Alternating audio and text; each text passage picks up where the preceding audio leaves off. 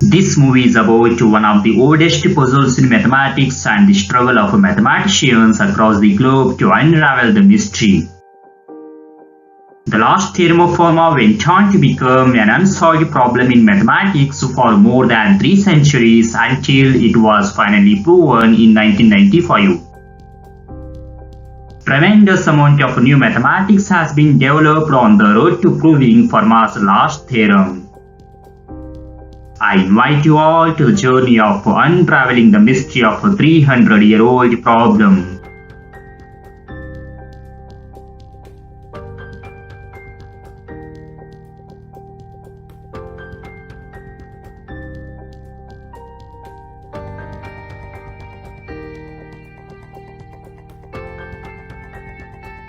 The proposition states there exist no three distinct positive integers a, b and c satisfying the equation a power n plus b power n equals to c power n for any positive integer n greater than 2.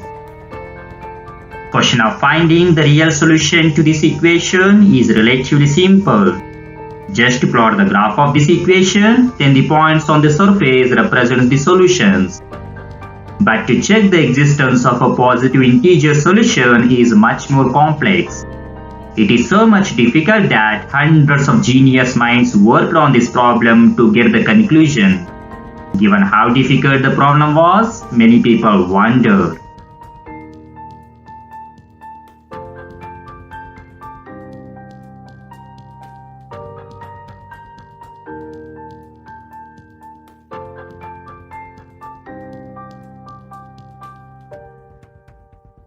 The cases n is equals to 1 and n is equals to 2 have been known since antiquity to have an infinite number of solutions. For n is equals to 1, the equation reduces to a plus b equals to c and this has infinitely many solutions over the positive integer set. For n is equals to 2, the equation reduces to a square plus b square equals to c square and this also has infinitely many solutions over the positive integer set. In this case, a, b, c are called as Pythagorean triples as this equation relates a famous Pythagoras theorem.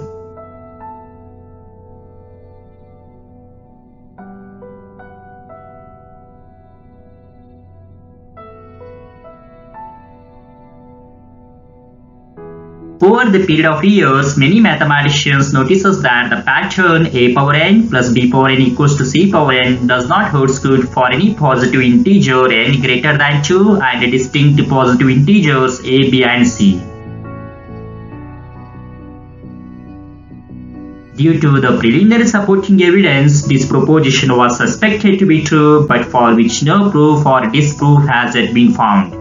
And this was in the year 1637. The proposition was first conjectured by Pierre de Fermat.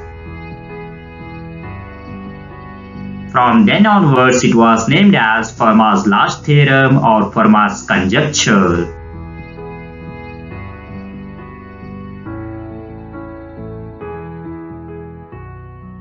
If you could travel back in time to the beginning of the 17th century, you would find mass collections in the library is considerably small.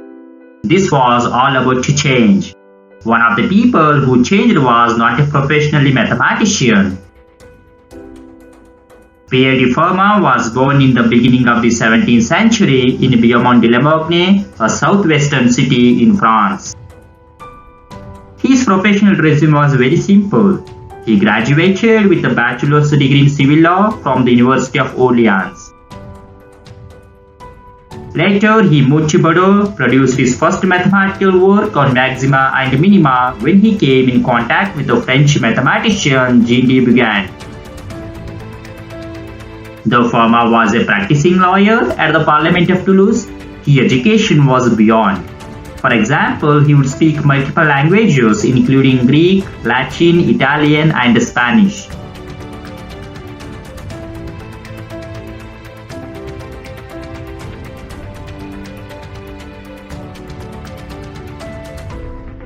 Fermat did a pioneering work in analytical geometry, the geometry which is studied through equations. René Descartes also developed analytical geometry around the same time. But because he popularized his ideas more than Fermat, he frequently given a credit for the discovery of analytical geometry. Before the discovery of calculus, Fermat developed the methods for determining the maxima, minima, and tangents to some functions. This later helped in the development of differential calculus.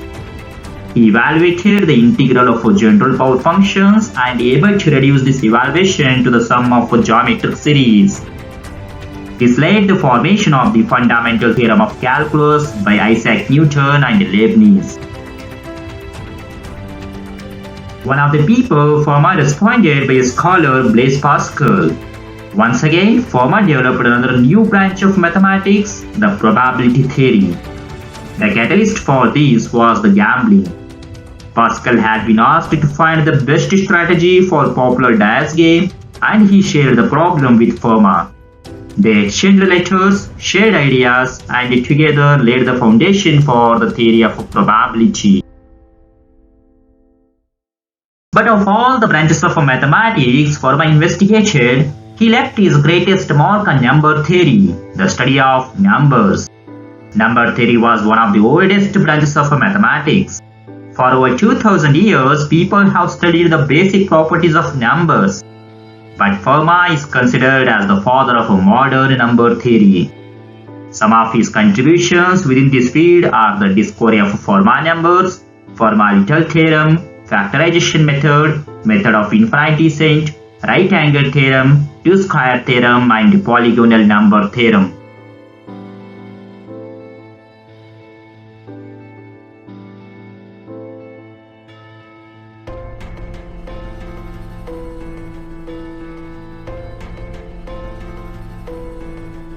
After the death of Fermat in 1665, his son Samuel published the margin of the copy of Arithmetica containing his last theorem. In that, Fermat noted, "I have a truly marvelous demonstration of this proposition which this margin is too narrow to contain." People wondered, did Fermat really have the proof? Was he so clever as to see a solution which no one else could see? We don't know. If only the margin had been widened.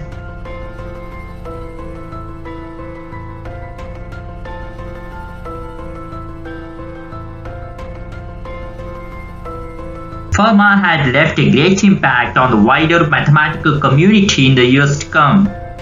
Peter L. Bernstein, an American historian, in his book Against the Gods, described Fermat was a mathematician of rare power. Sir Isaac Newton curse, "My early ideas about calculus came directly from Fermat's way of drawing tangents."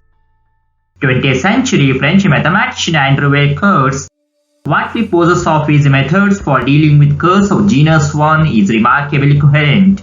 It is still the foundation for the modern theory of such curves."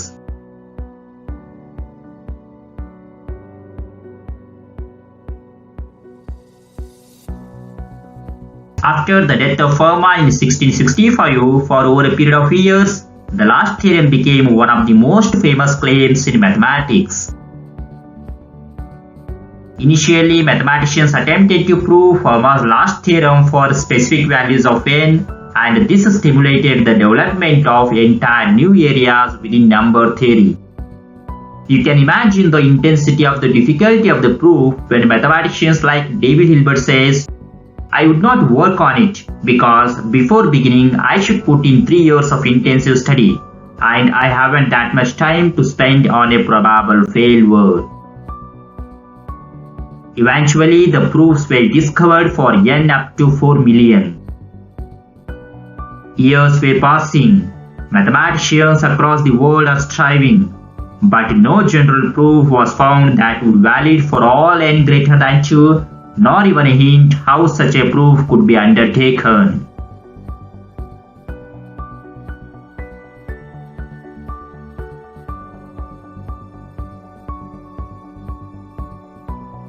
"288 years later, Weyl's encounter with Fermat's last theorem. It was April 11, 1953. A baby boy, Andrew John Weyls, born to parents Maurice Frank Weyls and Patricia Weyls. Maurice Frank was a Regius Professor of Divinity at the University of Oxford. Andrew attended Lee School in Cambridge. One day, while he was returning to the home from the school, he stopped at a local library where he found a book containing Fermat's last theorem.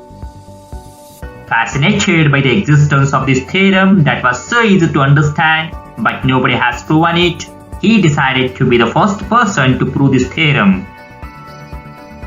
But soon he realized that his knowledge is not enough to prove, so he abandoned his childhood dream.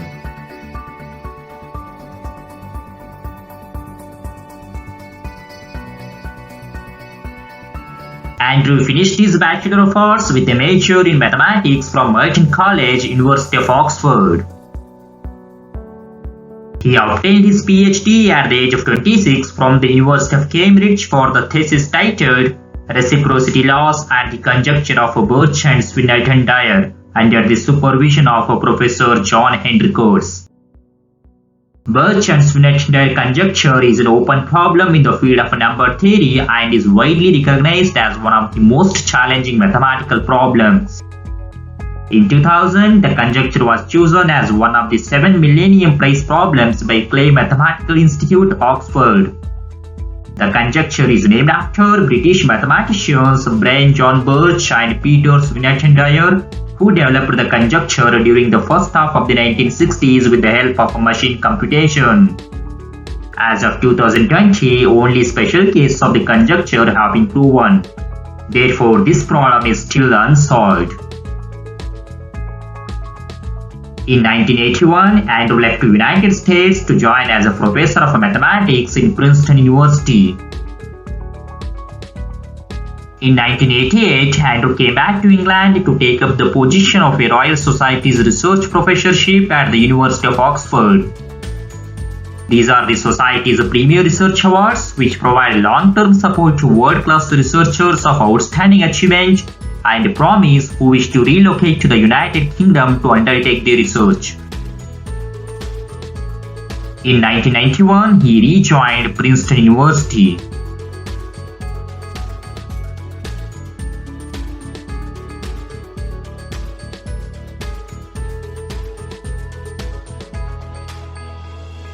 During his PhD, Andrew worked with Professor John Henry Coates on arithmetic elliptic curves with complex multiplication by the methods of Iwasawa theory.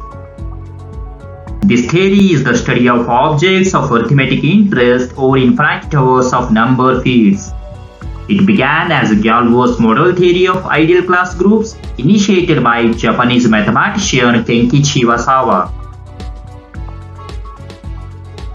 Next, Andrew collaborated with American mathematician Barry Charles Mazur on the main conjecture of Iwasawa theory over the rational numbers and generalized this to totally real fields. Professor Mazur went on to receive the National Medal of Science from President Barack Obama. The National Medal of Science is a topmost honor bestowed by the Presidents of the United States for outstanding contributions in science and engineering. Professor John describes about Andrew as, "I have been very fortunate to have had Andrew as a student. Even as a research student, he was a wonderful person to work with. He had very deep ideas then, and it was always clear he was a mathematician who would do great things."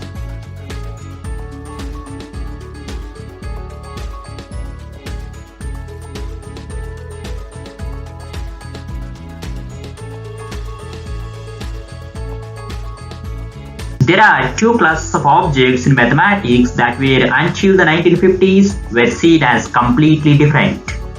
One of them is elliptic curves and the other being modular forms. On the face of it, these two things have nothing to do with each other.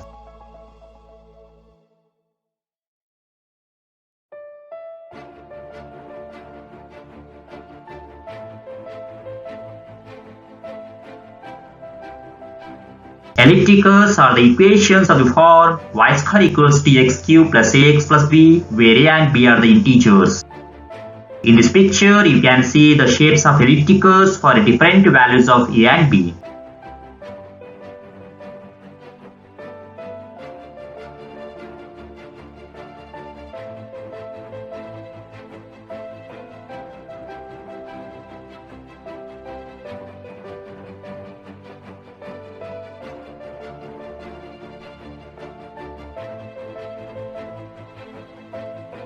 On the other hand, the modular forms are certain kinds of complex analytic functions over the upper half of the complex plane satisfying the functional equation f of az plus b by cz plus d equals to cz plus d power k into f of z with respect to the group action of the modular group and also satisfying the growth condition. One such example for the modular forms is an Eisenstein series. This was developed by a German mathematician Eisenstein.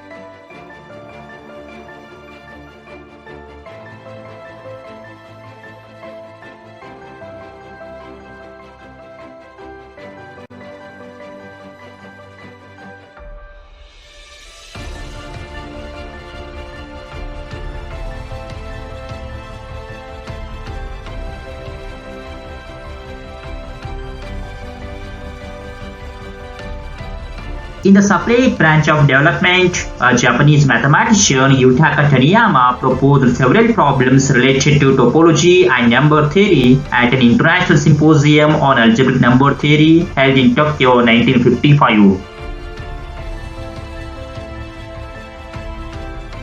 Based on his ideas, Goro Shimura, who was working at Princeton University, predicted that a connection might exist between elliptic curves and modular forms.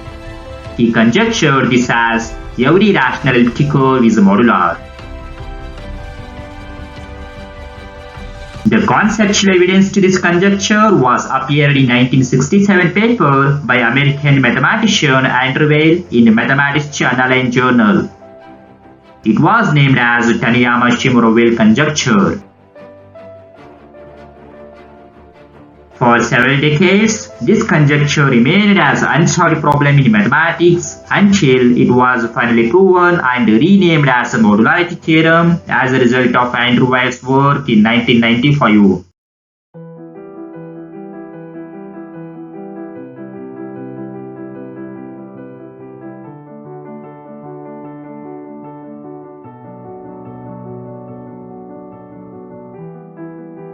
In the late 1960s, a French mathematician Yves Legorrech came up with the idea of associating solutions of Fermat's equation with a completely different mathematical object called as phase curve. These are the equations represented by y square is equals to x into x minus a power n into x plus b power n, where a and b are the integers. In 1985, Gerhard Frey, who is a professor at Saarland University, Germany, showed that this curve could link Fermat and Taniyama, since any counterexample to Fermat's last theorem would probably also imply that an elliptic curve existed that was not modular.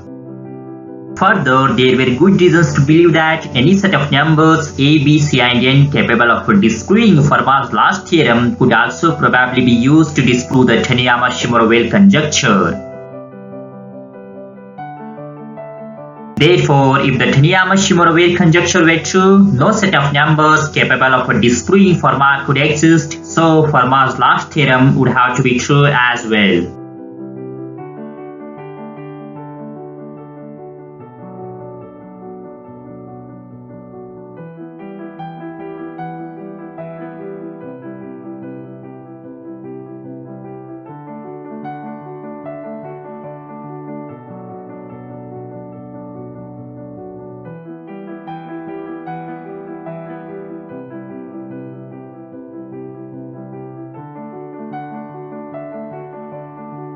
In 1987, Fields medalist Jean-Pierre Serre provided a partial proof that a Frey curve could not be modular. The missing part known as epsilon conjecture, which was finally fixed 2 years later by Ken Rabate from the University of California, Berkeley. His work gives the link between the two theorems by confirming, as Frey had suggested, that a proof of the Taniyama-Shimura-Weil conjecture for the kinds of elliptic curves Frey had identified together with Rabate's theorem would also prove Fermat's last theorem.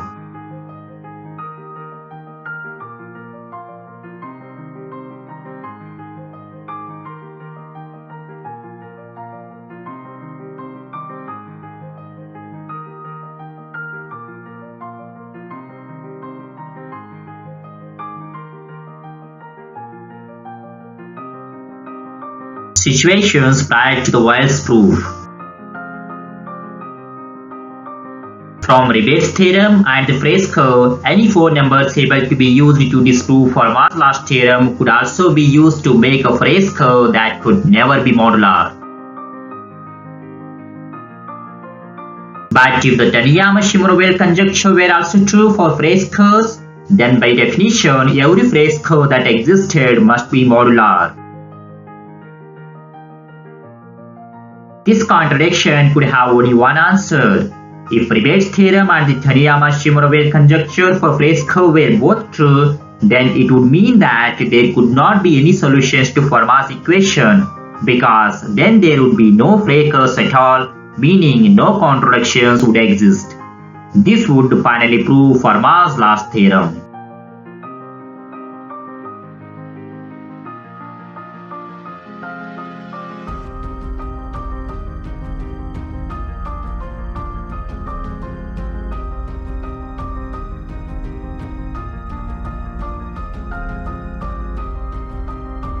Hearing of Rebate's 1986 proof of the epsilon conjecture, Andrew Wiles, who studied elliptic curves and had a childhood fascination with Fermat, decided to undertake the challenge in proving Taniyama-Shimura-Weil conjecture, since it was now professionally justifiable. Dedicated all of his research time to this problem for over 6 years near total secrecy, covering up his efforts by releasing prior work in small segments as separate papers and confiding only in his wife.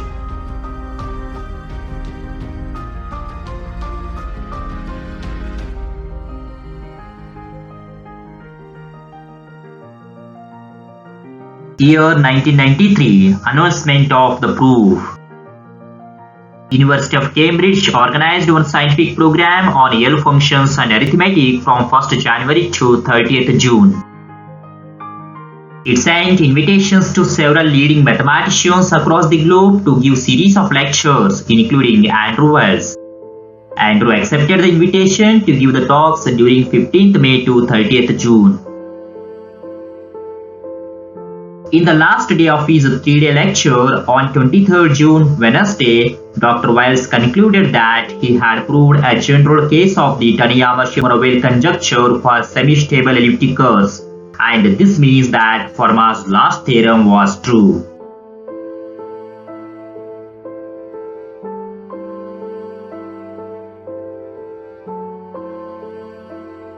People raised their cameras and snapped pictures of this historic moment. Then there was a warm round of applause, followed by a couple of questions and another warm round of applause. Within a few minutes of the conclusion of his final lecture, computer mail messages were whinging around the world as mathematicians alerted each other to the startling and almost wholly unexpected result.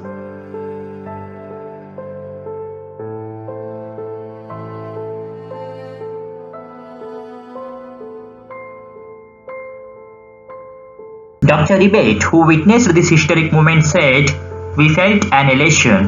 The mathematical landscape has changed. You discover that things that seemed completely impossible are more of a reality. This changes the way you approach problems, what you think is possible." Professor Major, who worked earlier with Andrew, says, "A lot more is proved than Fermat's last theorem. One could envision a proof of a problem, no matter how celebrated, that had no implications. But this is just the reverse. This is the emergence of a technique that is visibly powerful. It is going to prove a lot more." The New York Times reported, "At last, shout of Eureka, in age-old math mystery."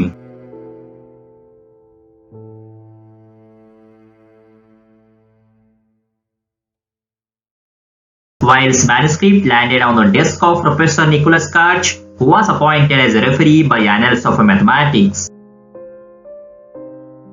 In the course of his review, he asked Wiles a series of clarifying questions that led him to recognize that the proof contained a gap.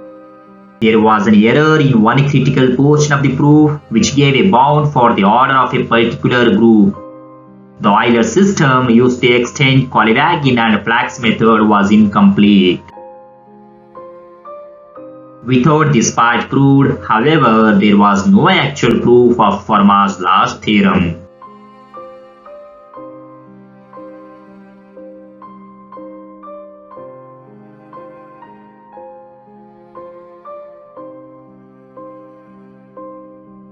Richard Taylor, the former student of Andrew Wiles, quickly formed a collaboration with him to close this gap. By the end of 1993, rumors had spread that under scrutiny, Wiles' proof had failed, but how seriously was not known. Mathematicians were beginning to pressurize Wiles to disclose his work whether or not complete, so that the wider community could explore and use whatever he had managed to accomplish. On the morning of 19 September 1994, Andrew was on the verge of giving up and was almost accepted that he had failed, and to publishing his work so that the others could build on it and find the error.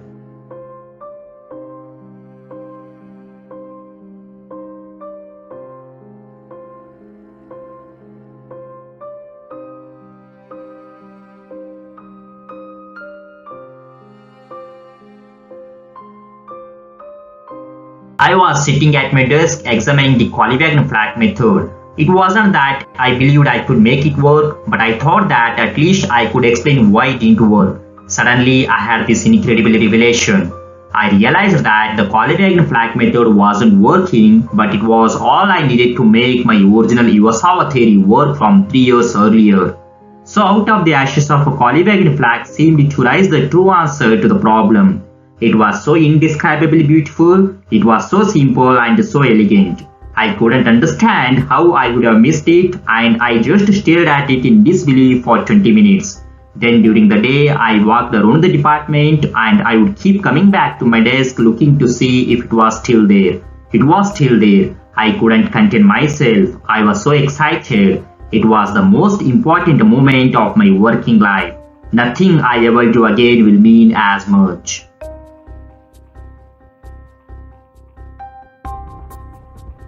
On 6th October 1994, Wiles sent the new proof to 3 colleagues including German mathematician Gerd Faltings to review his new proof.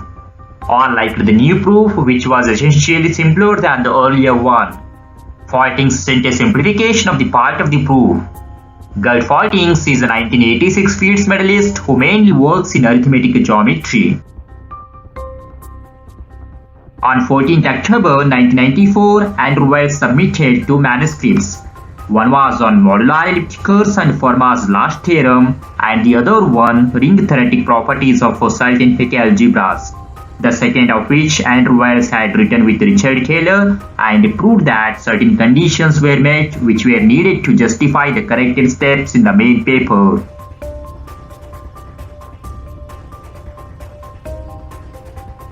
The 2 papers were vetted and finally published as the entirety of the May 1995 issue of the Annals of Mathematics. The new proof, containing 109 pages, was widely analyzed and became accepted as likely correct in its major components. These papers established the modularity theorem for semi-stable ellipticals, the last step in proving Fermat's last theorem 358 years after it was conjectured.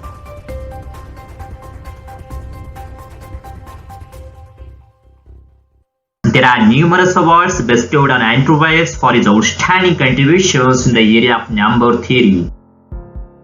Some of these are Whitehead Prize by the London Mathematical Society. He was elected as the Fellow of the Royal Society, London.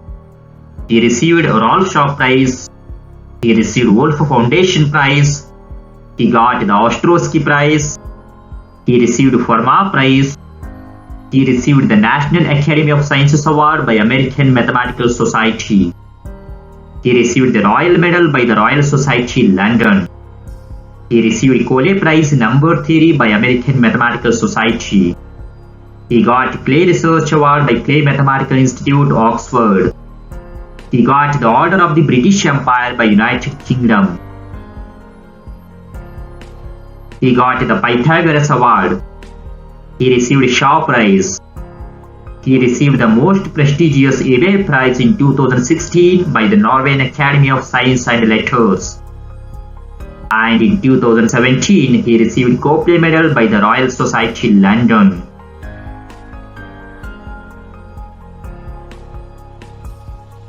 This picture was taken during the Shaw Prize Awards ceremony in Hong Kong, September 3, 2005.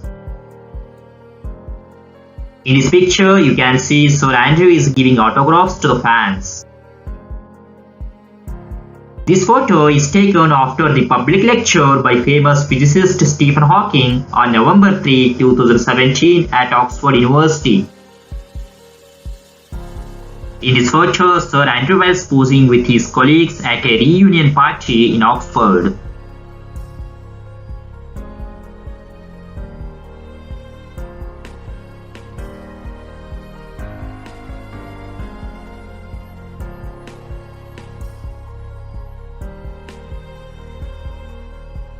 This network shows the list of people who all worked under the supervision of Sir Andrew Wiles. Each of his students went on to become leading mathematicians in the world. For example, Manjul Bhargava, who is currently a professor at Princeton University, received a 2014 Fields Medal for developing powerful new methods in the geometry of numbers. This he applied to count rings of small rank and to bound the average rank of elliptic curves. Richard Taylor, who is working at Stanford University as a professor, received a 2015 Breakthrough Prize in Mathematics and a series of other honors. Ritabrata Munshi, a professor of mathematics at TIFR Mumbai, who did his PhD under Sir Andrew Wiles in 2006, is also a leading number theorist. He was awarded the Infosys Prize in 2017.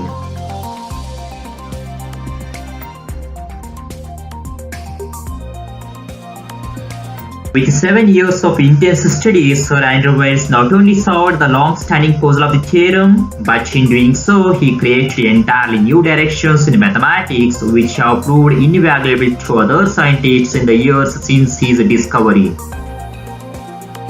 Andrew is a living embodiment of the excellence who continues to inspire the current and future generations of mathematicians.